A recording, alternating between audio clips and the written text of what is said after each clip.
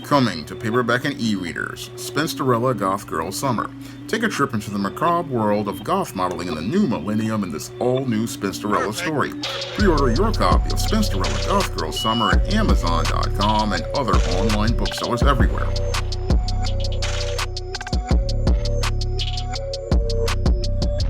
I was watching a World Class Bullshitters video last weekend where they were talking about the crisis in toy collecting. And as they were presenting what they believe were the talking points of what was killing the entire hobby for toy collectors like myself, I thought I could go out and elaborate on some of those talking points in my own video. Now, I have been a toy collector since 1989 when my brother introduced me to the hobby. Now, my brother before me was a toy collector who collected toys like Migos and figures like Superpowers, superhero action figures, and I basically started collecting seriously in 1989 after getting all of the Voltron Deluxes that you saw in many of my videos in the background in my dresser. Now, I really, again, started toy collecting way back then, and it was a hobby that I really enjoyed and have enjoyed for over 30 years. And I noticed that a lot of toy collectors really enjoy this hobby, but what's really making the hobby a bit more difficult these days really is the whole culture of toy collecting being turned into a entire business by companies like Hasbro, which really aren't really about looking to take care of their customers, but look to milk them for profit. And as they go out here and look to milk the customer for profit, one of the things that I noticed that really is killing the hobby is Hasbro's just putting out way too much product. I mean, I was on Instagram the other day, and somebody pointed out that Hasbro basically has made 45 Marvel Legends in just this first quarter of the year, 45 brand new figures just in Marvel Legends, and that's one of the things that I really have a real issue with as related to Hasbro and many of these other larger toy companies is how they just basically oversaturate the market with so much product that you really don't get a moment to breathe. That really is one of the things that makes collecting very frustrating for many collectors like myself, is that there's so much product coming out all at once. I mean, again, you have 45 Marvel Legends action figures in just the first quarter of 2025, and then on top of that, you've got possibly at least a dozen G.I. Joe classifieds, and on top of that, you've got Star Wars Black, and for other people collect lines like WWE, Masters of the Universe, and many other lines. It just becomes completely overwhelming, and it becomes so overwhelming that this is one of the reasons why we're having so many stores being forced to put so much product on clearance, and it winding up at Ollie's. It's winding up at Ollie's. One of the reasons is because there's just too much product chasing too few customers, and it's clear to me that people like Chris Cox at Hasbro really don't understand supply and demand the way many toy companies like Toy Biz and Mattel used to do. Now, back in the days of the 2000s, I basically was starting to collect lines like Spider-Man Classics and Marvel Legends and DC Universe Classics, and when it came down to the way those lines were run, those lines basically were well-paced, and they were well-paced because we might get maybe 2-3 waves a year, and because we only got 2 to 3 waves a year of about 6 figures, it was a little bit more manageable for most of us toy collectors. It was a lot more manageable because, again, a 6-figure wave of figures that cost $8 a piece, 6 times 8 is $48. It basically did not break the bank as related to collecting, and even as the prices started to go up to about $20 back in 2018, when Legends started to get hot again, it really didn't break the bank too badly because, again, it was just $120. And again, you were not feeling that at all. But these days, when you have wave after wave, it becomes very frustrating because you have a wave of Marvel Legends, you have a wave of Spider-Man figures, you have a wave of X-Men figures and X-Men 97 figures, you then have a wave of G.I. Joe Classified, you have a wave of Star Wars Black, and this is just Hasbro right here. Again, you have, 5 times 6 equals 30 figures from different lines. And again, it becomes more than the average collector can handle as related to their budget. And this is what leads to a lot of people passing on figures. It leads to people passing on figures because it becomes too costly for the average toy collector who's seen their disposable income go down due to inflation that has basically driven up prices from $19.99 from 2018 to 2020 all the way up to $24.99. And in some cases, when these tariffs hit, these figures may be $30, $45. And again, most people are now thinking about how they're going to eat. So many of these figures are being left behind. And again, you have Oversaturation by Hasbro, which basically Chris Cox doesn't understand pacing. No, ever since he came in charge, he's basically been pushing out so many figures and rushing out so much product that he cannot see how he's saturating the marketplace and oversaturating the marketplace to the point where the customer just cannot purchase most of the product because they feel completely overwhelmed. This is what any good business person would understand, and I understand this myself as a publisher, and this is why I try to pace my books out during the peak periods like the summer reading season. I usually just publish just 3 books in that part of the year, and I may come back in the fall, another peak period, and release new books because I understand, yeah, I can make product, but I have to make just enough product that can go out here and stimulate the customer's interest and be affordable enough that the customer can be able to purchase all the items in the line and have the incentive to go out here and purchase more.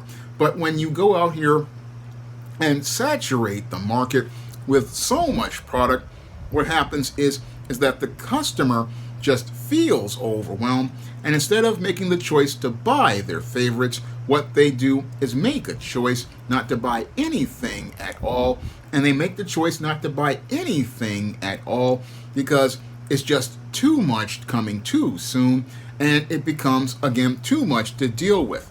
And that's what I dealt with back in from 2022 to about right now. Again, I used to buy lots of figures, but I had to start pulling back because they were just coming too fast, coming way too fast. I mean, I would put in pre-orders expecting figures to come out at a certain period, and that's another peeve I have with Hasbro and other companies, is that you'll put out a pre-order and expect it to come at a certain date, and then 2 months later, when you don't expect it and don't have the money ready, all of a sudden you got these figures coming at you, about 7, 8, 9, 10, 11, 12, 13, 14, 15 figures coming at once. And I remember, again, back in 2007, Jesse Falcon, when he did Marvel Legends, only came out with maybe about 25 figures, and that was manageable for the entire year. But again, it's flash forward to 2025, again, you got 45 figures in just 1 quarter, and that's just way too many as related to being able to, again, be able for the customer to afford it, especially during a tough economic time like right now.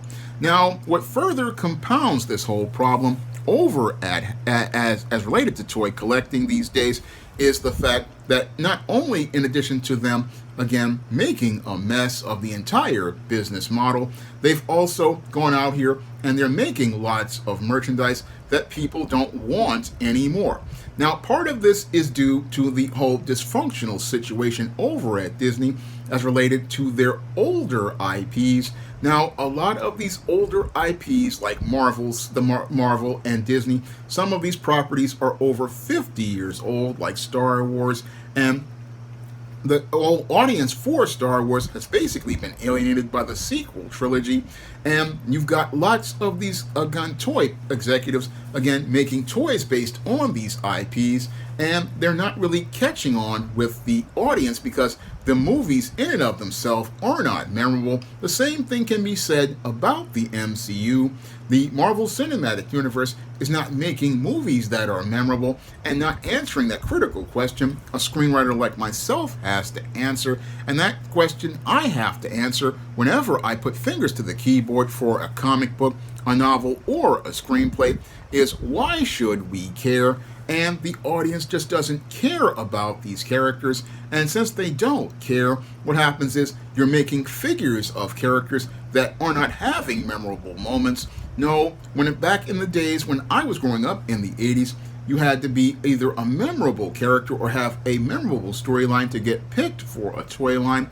I mean, these days I'm watching obscure characters like Rose Tico or characters that don't catch on winding up getting figures made, and many of these executives scratching their heads wondering, oh, why did that figure not sell? Well, that figure didn't sell because that figure never had a memorable moment inside of a Star Wars or an MCU movie, so people don't care. And since people don't care, they don't have an incentive to buy that figure because they were not part of a cool movie where they did something cool. That was the appeal to the old Star Wars figures. The appeal to the old Star Wars figures and the old Marvel figures is they did cool stuff. They did cool stuff in Marvel Comics. They did cool stuff in animated series like the Marvel Action Hour or the Bruce Timm DC Animated Universe. They did cool stuff, and because they did cool stuff, you had a reason to care. And since you had a reason to care, you went out here and were hyped when those figures were announced because you could remember, a cool moment of them doing something cool or memorable in a comic book, doing something cool or memorable in a movie, doing something cool or memorable in a animated series or a video game. This is what got you hyped up to anticipate picking up those figures, because I remember being that hyped up in the 90s, and when my brother was again helping me buy figures like Total Justice and other types of 5-inch figures, I would get them for my birthday and get them for Christmas, and again I would get hyped up for those toys, and like the way I would get hyped up when I heard about different Voltrons coming out in the 2000s, when I heard about the Voltron from the 30th anniversary. I mean, got really hyped up about that one. And again, it was really the 20th anniversary Voltron. It came out from one of these companies. And again, I would get hyped up for those toys. And again, you want to build that excitement. And that excitement isn't there because there's no excitement for MCU movies. There's no excitement for Star Wars. There's no excitement for DC at this point as related to things. Nothing's exciting at all. Nothing's exciting at all. And nothing is exciting because many of the people running these companies like Hasbro, like Disney and Marvel and Lucasfilm, they basically have become extremely complacent, and they've become complacent because this is all about money and not about going out here and getting people excited for the stories. What's happened is that as our entertainment has become corporatized, many of the people working at places like Lucasfilm, like Kathleen Kennedy, people like Bob Iger at Disney and Kevin Feige at Marvel, they're more about profits than people, and they're not about telling stories about people. And since they're not about telling stories about people, they're not presenting a reason for people to care and audiences to care. Moreover, as they've pulled in so many profits, they've become so complacent that they really are not out here looking to go out here and make these toy lines exciting for everyone out here. No, they're not looking to make the toy line exciting. No, what they want to do is go out here and make the figures they believe will go out here and be able to maximize profits. And the bean counters, this is the reason why we are constantly getting the same figures over and over, because they want to give us the figures that they think will make the most money. Unfortunately, the irony is that they're making less money because toy collectors like myself have really no reason to care, because a lot of us are tired of seeing another Spider-Man, another Wolverine, another Captain America, another Iron Man, another Hulk, another Luke Skywalker. We've already got at least about 10 versions of these characters, and for many of us, we have ones that we're content with, and because we have the ones we're content with, we really don't have incentive to continue collecting. And when you look at the display behind me, again, I'll try to show you it all around. Again, I have practically almost all the characters that I would want from the Marvel Universe, from the DC Universe and DC Universe Classics, and possibly many independent characters from companies like Frazetta Girls and Loose Collector. I basically have many of the characters that I want, and that basically is one of the reasons why the whole market is struggling, because I go online and I see many of these figures, again, at clearance prices at places like Amazon. And not only like the World Class Bullshitters show you on Ollie's, I can go to other online stores and basically see figures that I knew back in the 90s and the early 2000s would be sold out.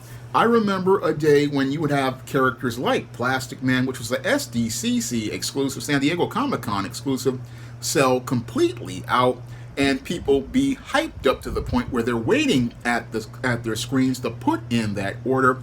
But I remember last year with Death's Head, it basically was an San Diego Comic-Con exclusive, and people were not really that hyped, and you can still get that figure at fan channel platforms right now, even at markdown prices. And I now have seen a lot of exclusives at places like Walmart, basically like the recent Warlord Professor X wind up on clearance, and I even picked up some Star-Lord figures that were Walmart exclusives, picked those up for $5, and that never was the case in toy collecting.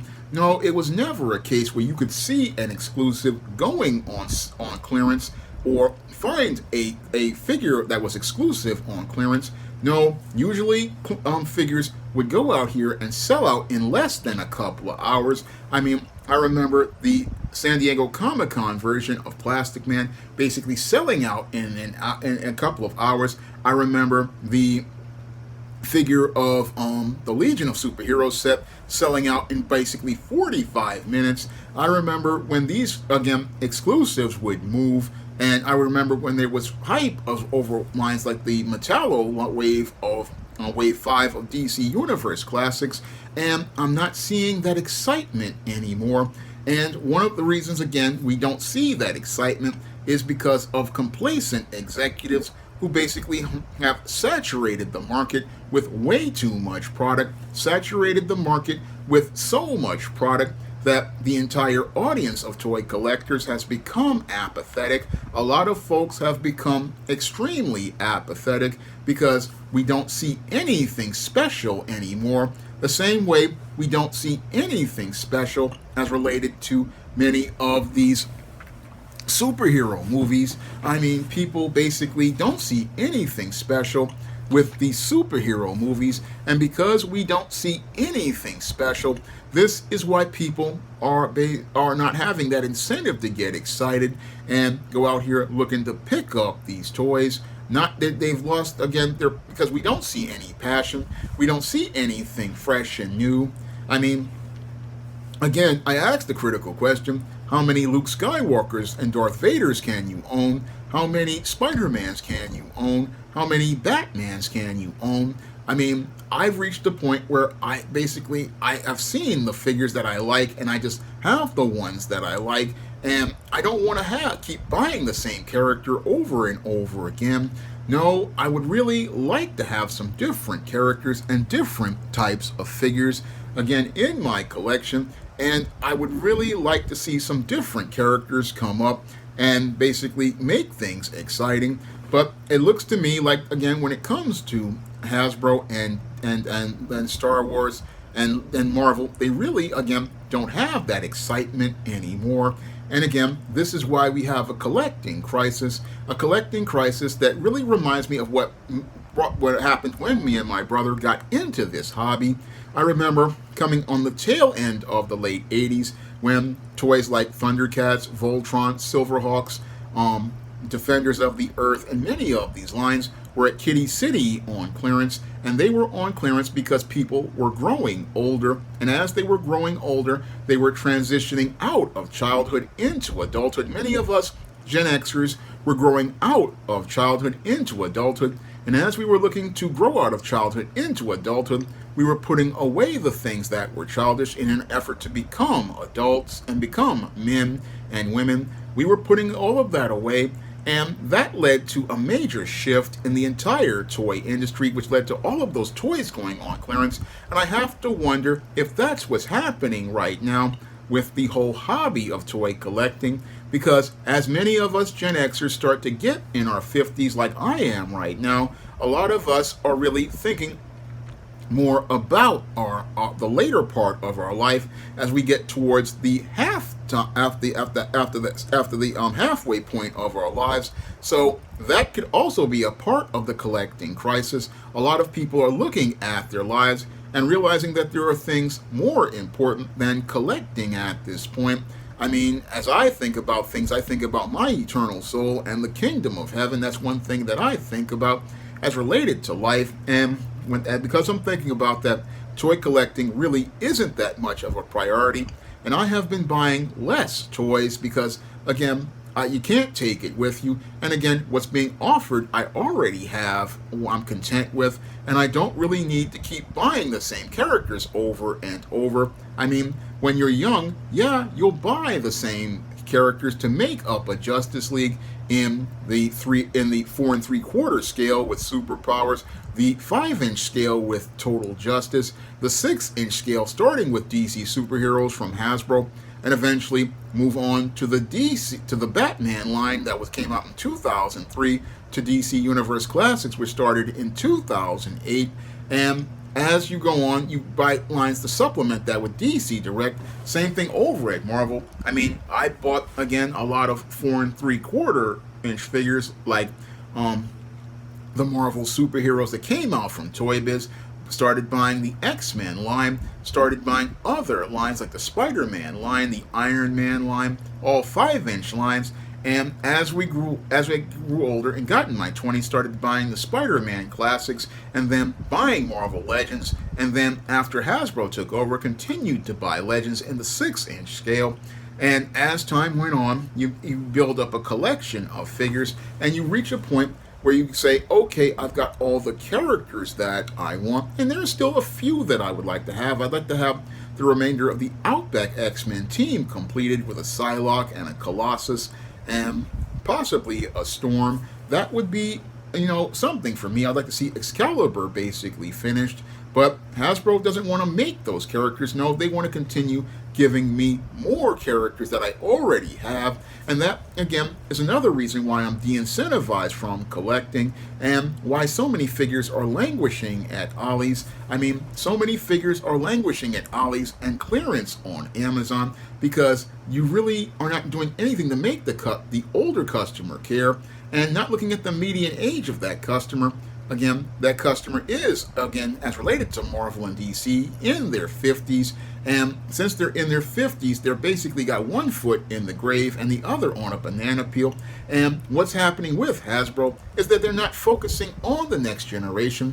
They're not focusing on Gen Z and millennials. I mean, they basically threw away the entire Power Rangers license Power Rangers license was a license to print money because I know that there are so many Mighty Morphin Power Rangers fans, and Hasbro fumbled that ball as related to the Mighty Morphin Power Rangers. Again, I know so many millennials love that show and were collecting those figures like crazy, but they dropped the ball on that and handed it over to Playmates, and Playmates possibly may make money hand over fist if they could make some good 1/12 scale 6-inch figures that are ones that people want.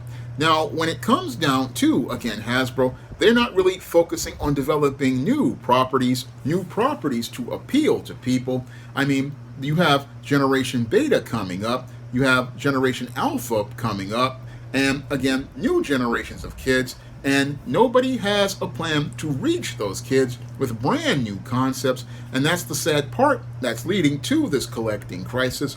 You're not thinking about the next generation of kids. Nobody's really ever started to think, hey, let's make some fresh concepts. I've heard other YouTubers, not only like the World Class Bullshitters, talk about this, but I've heard Retro Blasting talk about this.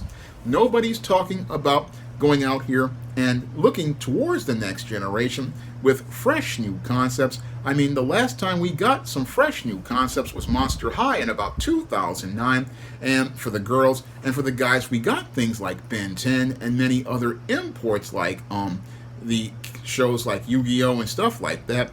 But there's never been any sort of cultivation or development of developing product for the next generation. That's something I would really be focused on. Now, and here at SJS Direct, I do characters like Isis and Esteem and John Haynes, and some of them do find appeal with younger audiences, and people want to see, again, fresh concepts, fresh new characters doing awesome stuff, because what makes people incentivized to collect action figures is seeing a character doing something cool in a movie, doing something cool in a comic book, doing something cool in a novel, doing something cool again, and we're not making characters that do anything cool.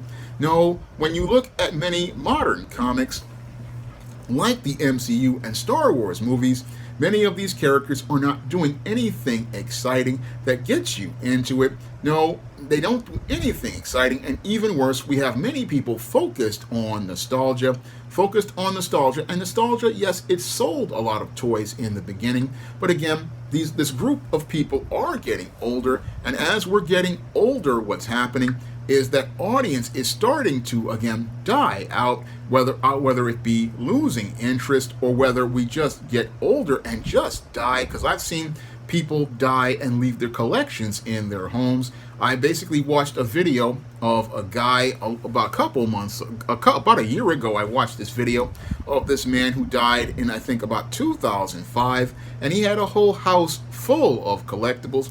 And that really made me think about my life, seeing that man die, and basically people go through his abandoned house. He had stacks of comics, he had stacks of action figures. It was just basically rotting in his house, and nobody in his family was there to basically claim this property that people speculated had value but lost value, because that's what's happening with a lot of collectibles, because we keep making the same characters over and over again, not understanding the basic concepts of supply and demand. Supply and demand as related to collecting, because what's exciting about collecting is that you have to have a demand, and when you have too much supply, what happens is nobody demands these characters, and since nobody demands these characters, nobody cares about these characters, because you've got so many Spider-Mans, so many Captain Americas, so many Wolverines. None of them are special, and since none of them are special, they don't give anybody a reason to care, and that's why we've got this collector crisis. A collector crisis because there's nothing special at all about today's products, because the market is so flooded with product. As someone who has been collecting for over 35 years, I can tell you, again, what made collecting special was that you could get something and it could be special. I mean, there are toys that I have that I believe are special, like my Frazetta Girls Vampirella, toys like my Soul of Chogokin Voltrons. I mean, Soul of Chogokin Voltrons are so awesome because it was basically one moment in time. It was one special toy. But what made it not special was when Bandai decided to keep reissuing this toy. I mean, Soul of Chogokin Voltron, after they went out here and released it not only twice, but released it 4 or 5 times. And again, that killed all interest in the Soul of Chogokin Voltron because they have a 50th anniversary one that's chrome plated versus the reissue, which basically was flat painted. And again, you have so many versions that you overwhelm people with choice, and that's what really, again, sucks the luck and fun out of collecting, is there being too much stuff. Again, too much stuff coming all at once, and again, you collect this stuff for years, and it just basically starts to overwhelm you. It starts to overwhelm you to the point where it just, you feel like you're being crowded by, again, things. And again, that's another part of the collector crisis, because again, collectors, we go out here and we collect toys, but we don't want to be overwhelmed by toys.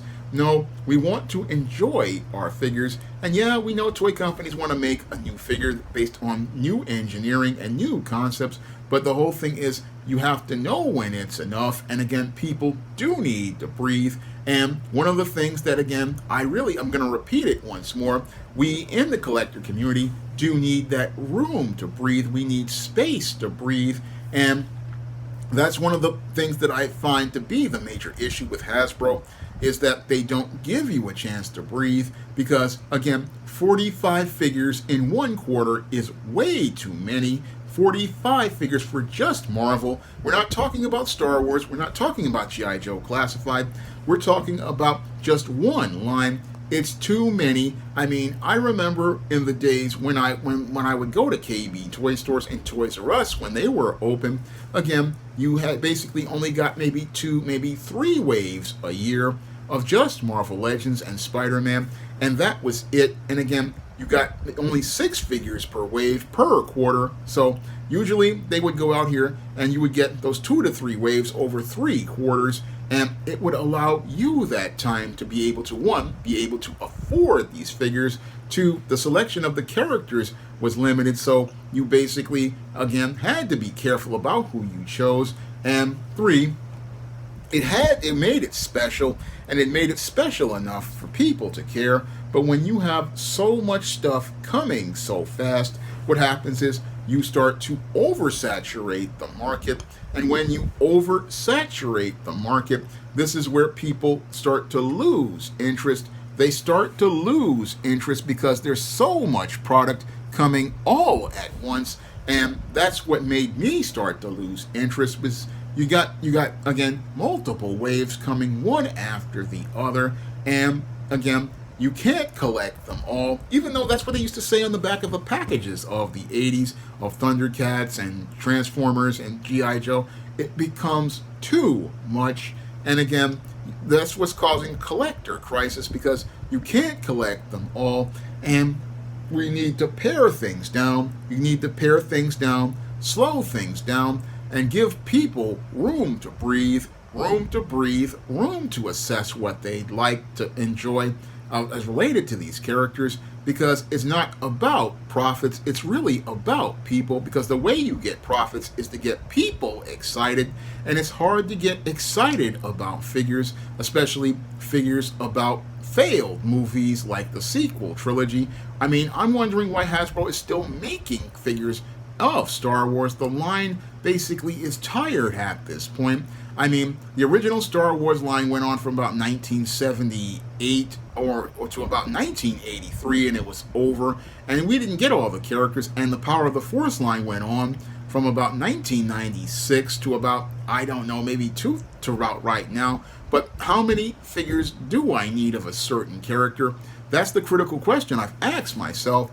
And usually when I see that I've got a character that I like, and I don't really care about too much about the articulation, I just care about the aesthetic look of that figure, like this DC Direct Superman from 2003. Now this figure from 2003 is 22 years old, but I consider this to be my signature Superman because the sculpt looks great from Tim Bruckner. The overall design of the figure looks perfect as me for what represents Superman. I don't want to go out here and keep buying the same figures over and over again. Now, I have other Supermans, but after this one, I was done. Same thing for this Walmart Captain America. I mean, this Walmart Captain America is absolutely perfect in my eyes, and I don't need to buy another Captain America. I mean, yes, I took the shield from Ultimate Captain America because that shield I thought was the best looking shield, but I just sold that figure on eBay. But when it comes down to Captain America, this is my Captain America. I don't need another one. The colors are perfect. The sculpt is perfect. I don't need to buy another one. And that's, to me, one of the reasons why I say that, you really have to think about this whole situation. Same thing for this 2020 Spider-Man. This is the Spider-Man that I basically said, perfect Spider-Man, don't need another one, represents the late John Romita Sr. Spider-Man, and basically I don't need to buy another one. And a lot of collectors, they're like that. They're like, okay, I've got the one that I want. I don't need to buy anymore. And since I don't need to buy anymore, I want to buy some other characters. I mean, again, like I said before, I would rather spend money completing the Outback X-Men on the Psylocke in the armor. I would rather own a figure of Colossus in his 80s outfit where he's got the trunks and the heavyweight championship style belt, or buy the Storm with the lightning looking from Mark Silvestri's art. Those are figures I would want, and things like the Excalibur Phoenix. I mean, these are the figures that would get me excited, or finishing up the New Warriors with an actual flesh-colored Namorita. These are the figures that I would want, but Hasbro has no plans to complete those teams, and that really doesn't really get people excited as related to the comic book line of Marvel Legends. I mean, it really makes it where it's hard to get excited because they're out here promoting a maximum line, looking to get maximum profits, making regular American figures the same price as import figures, and that really just shows how it's more about money. Again, putting profits over people, and putting profits over people to the point where people just aren't caring about action figures, and that's what's led to this action figure crisis as I see it.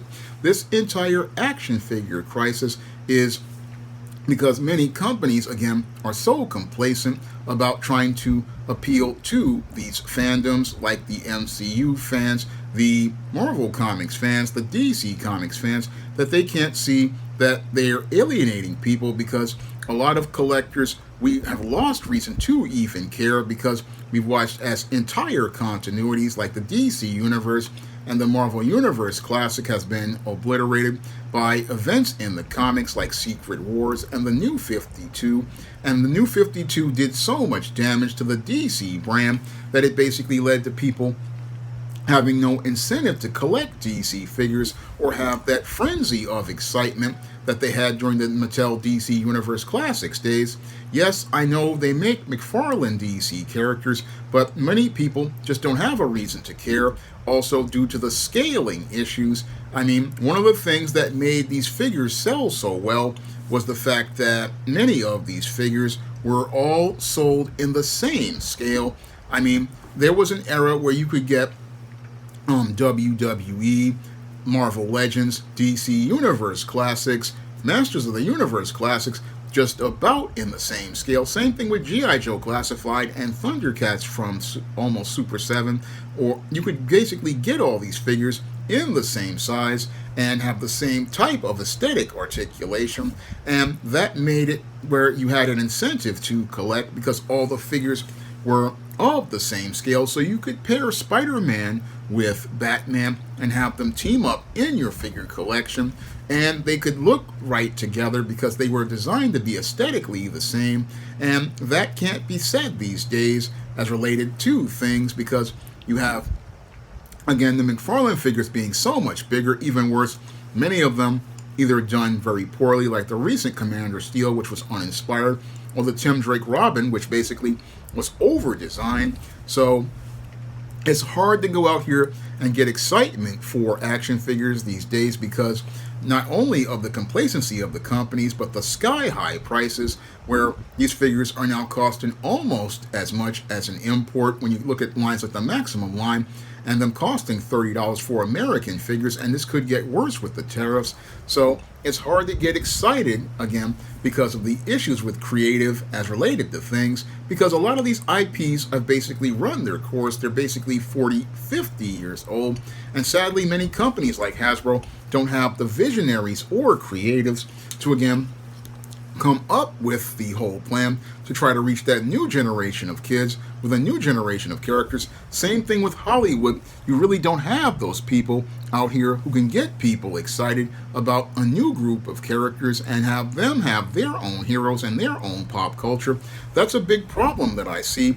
Nobody's looking to give kids their own pop culture like I grew up in the 80s. I can just rattle off the names of shows that I watched that were part of my pop culture. Shows like Gummy Bears, Alvin and the Chipmunks, G.I. Joe, Transformers, Voltron, Thundercats, She-Ra, all sorts of shows, and even obscure shows like the Ruby Spears, Superman, and the Mr. T animated series. We had our own pop culture. We had our own thing. But today's kids don't have their own pop culture because many of the studios are stuck in the past trying to mine nostalgia. And as they mine nostalgia, they're basically running out of gold to mine because there's no more material, because people like myself are getting in their 50s. Many of us Gen Xers are in our 50s and our 60s, and many of the baby boomers are in their 60s and their 70s, and you can only mine that pop culture but so long. That's what I saw as a little boy growing up. I mean, I remember when they were running Lone Ranger toys and toys like the Lone Ranger, and they were trying to make a Lone Ranger movie, but nobody in my age range cared. Same thing for Annie in 1982. Nobody cared about Annie because it was somebody else's character, and the same thing is happening right now.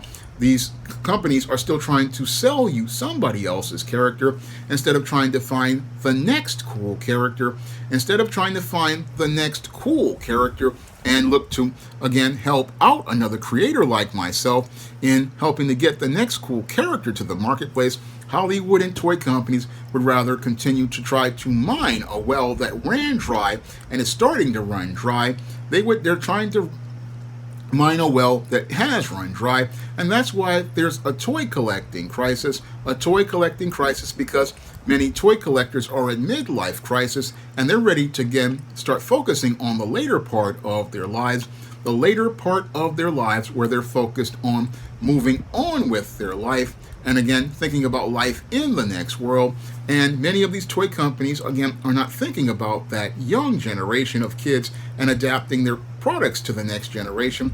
You've got Hasbro who wants to go into video games instead of looking to find that next cool toy or find out what appeals to kids of this generation. And that's the whole sad part about this whole situation. That's leading to this collecting crisis. We've got a crisis in this country, again, where we have a culture of complacency that has sucked the life out of pop culture, a culture of complacency that has made it where people don't want to collect anymore because they basically, again, are getting the same slop that basically doesn't incentivize them to get excited, doesn't incentivize them to get excited about collecting toys, because toys are not something that's fun. I mean, if I was running a toy company, yeah, I would do collectibles like Marvel Legends or G.I. Joe Classified, but I would also be doing other lines of toys that kids could play with, because toys are meant to be played with, not just displayed.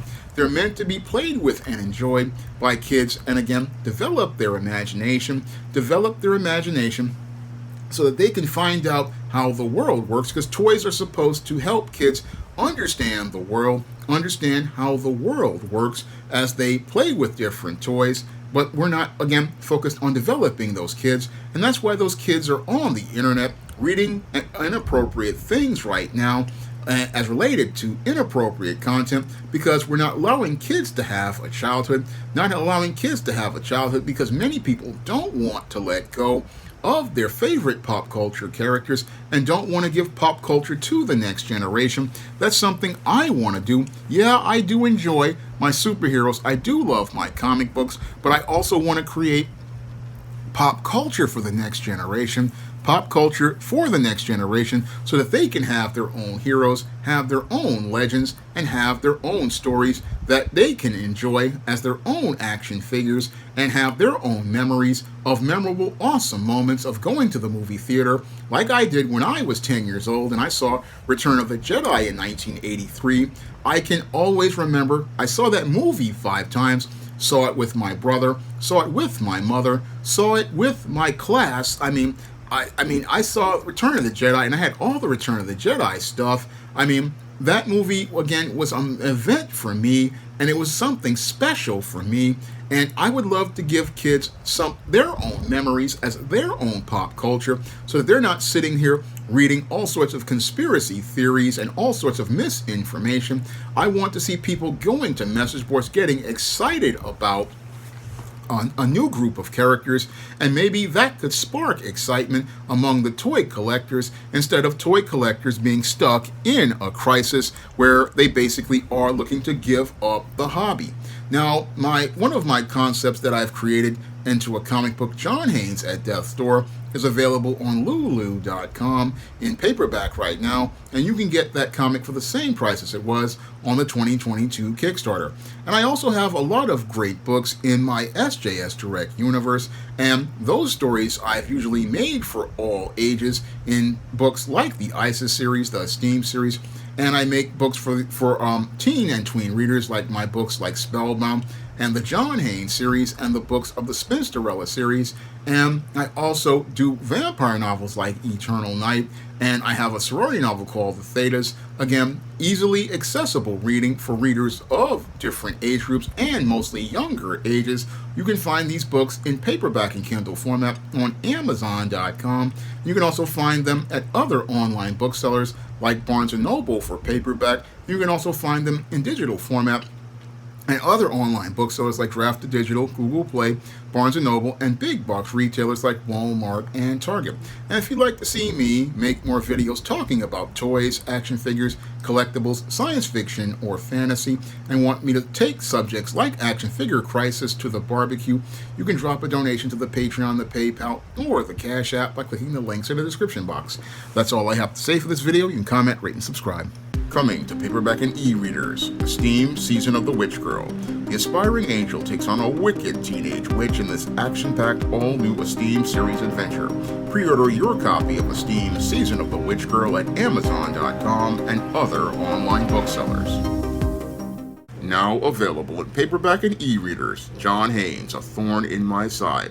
The man who rules the world takes on an agent from the CIA, from the Black Boule, in this all-new John Haynes series adventure. Get your copy of John Haynes' A Thorn in My Side in paperback and e-readers at online booksellers everywhere. Support Black-owned and Black-operated digital broadcast media. www.niceradionetwork.com. Nice Radio Network, broadcasting 24 hours a day, 7 days a week.